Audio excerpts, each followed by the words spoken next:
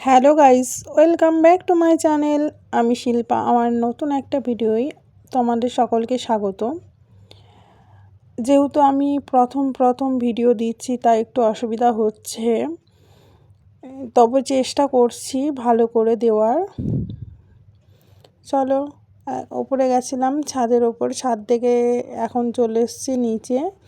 আর নিচে এসে প্রথমত আমি বিছানার চাদরটা চেঞ্জ করে নিচ্ছি। যেহেতু 3-4 দিন হয়ে গেছে বিছানা চাদরটা চেঞ্জ করা হয়নি, তাই আজকে চেঞ্জ করে নিচ্ছি।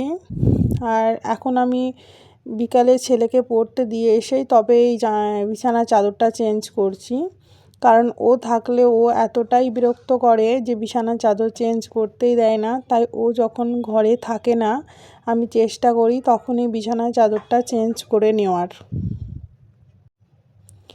আর বিছানার চাদরটা মোটামুটি আমার সমস্ত চেঞ্জ করা হয়ে গেছে। আর এখন যেখানকার জিনিস সেখানে ঠিকঠাক করে রেখে দিচ্ছি। আর এখন থেকে আমি চিন্তা করছি, এই যে চাদরগুলো চেঞ্জ করা হলো সেগুলো এখন আমাকে সকালে কাচতে হবে। জামা কাপড় কাচতে আমার খুবই বিরক্ত লাগে, তবুও রোজ প্রায়ই কাচতে হয় জামা কাপড়। আর ফাইনালি এখন যেখানকার জিনিস সেখানে রেখে এখন বিছানাটা গোছ করে নিয়েছি। তারপর বানিয়ে নিয়েছিলাম কটা রুটি, সেই ভিডিওটা আর করা হয়নি। আর এখন ছেলে পড়ে চলে এসেছে, ওকে দিয়ে দিচ্ছি আমি রুটি। আর অল্প একটু সবজি দিয়ে দিয়েছি, আর ও খেতে খেতে বলছে খুব ভালো হয়েছে। আর আজ আমি ভেবেছি শর্টকাটে বিরিয়ানি বানাবো। হঠাৎ ছেলে বলল, মা আজ একটু বিরিয়ানি করে ফেলো। তাই চলে এসেছি বিরিয়ানি বানানোর জন্য। যেহেতু ওবেলায় চিকেন হয়েছিল, সেই চিকেন কিছুটা রয়ে গেছে। আর ও চিকেন অতটা পছন্দ করে না, কিন্তু ডিমটা পছন্দ করে, তাই আবারও ডিম সেদ্ধ করতে বসিয়ে দিয়েছি বিরিয়ানিতে দেওয়ার জন্য।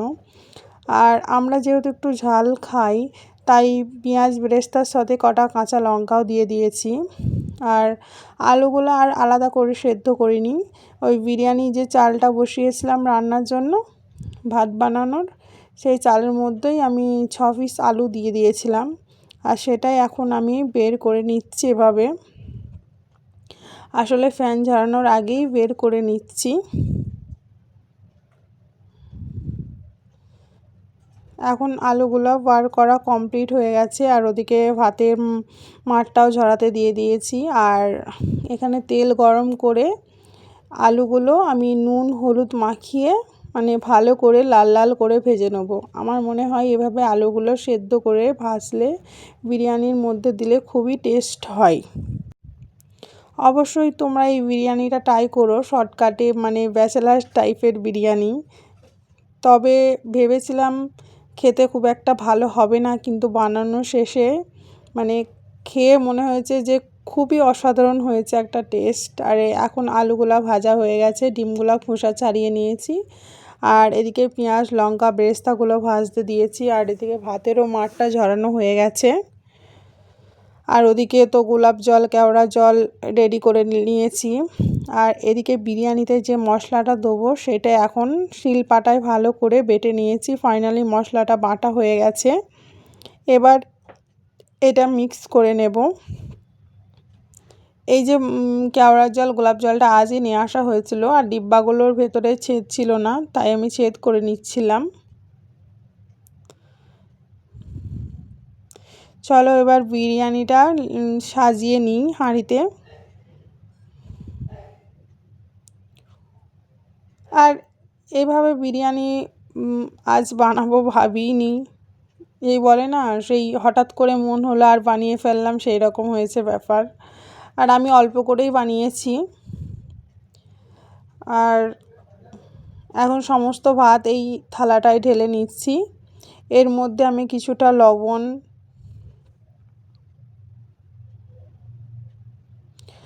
আর হাঁড়িটা দেখছি গরম আছে, তবুও হাত দিয়ে ফেলেছিলাম। আর এই যে দুপুরে বানিয়ে রাখা চিকেন, এটা এখন বিরিয়ানিটা দিয়ে নেব। প্রথমে তো আমি চামচে করে চিকেনটা হাঁড়ির নিচে দিয়ে নেব অল্প করে।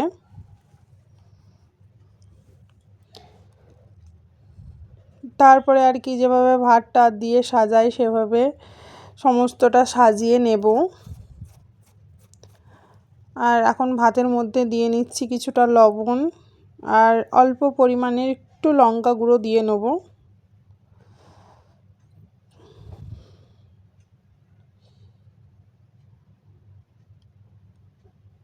আর আমি যে ভিডিওটা বানাচ্ছি ভিডিওটা ভালো লাগলে অবশ্যই চ্যানেলটা তোমরা সাবস্ক্রাইব করো, পাশে থেকো। আসলে আমি মনে করি যে ইউটিউব বলো বা ফেসবুক বলো, যে কোনো মানে প্রফেশনাল ভিডিও বানাতে গেলে মানুষ পাশে না থাকলে হয় না। আর এখন এর মধ্যে একটু ঘিউ দিয়ে নিলাম।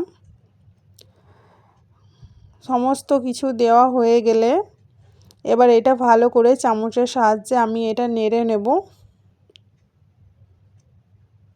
ভালোভাবে, যাতে লবণ, লঙ্কা গুঁড়ো আর ঘিটা ভালো করে মিক্সড হয়ে যায়। তারপরে এখানে বিরিয়ানি যে মশলাটা আছে সেটাও আমি দিয়ে ভালো করে নাড়িয়ে নেব।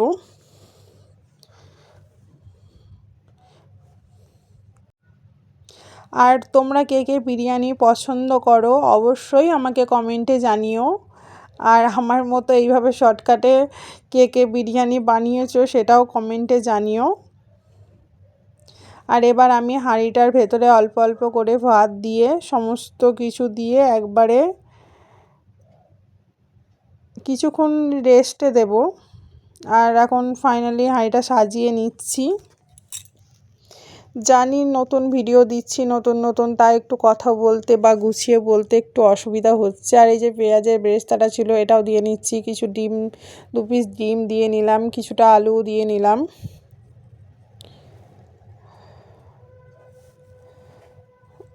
এর মধ্যে কেওড়ার জল, একটু গোলাপ জল, আর এখানে দুধ দিয়ে কিছুটা কেশর ভেজানো আছে সেটাও একটু দিয়ে দেব। তারপরে আবারও ভাতটা দিয়ে যেরকমভাবে আর কি সাজিয়ে নেই এভাবেই সাজিয়ে নিচ্ছি।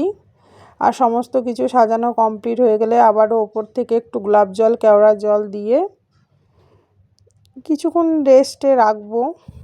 আর দেখো ফাইনালি সাজিয়ে আমার এই বিরিয়ানির হাঁড়িটা কেমন লাগছে।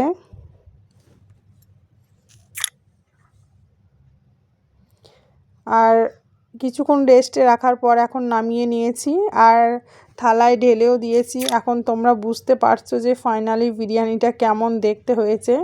আর এদিকে আমার হাজব্যান্ডও চলে এসছে, চলো খেয়ে নিই। বাই। আজকে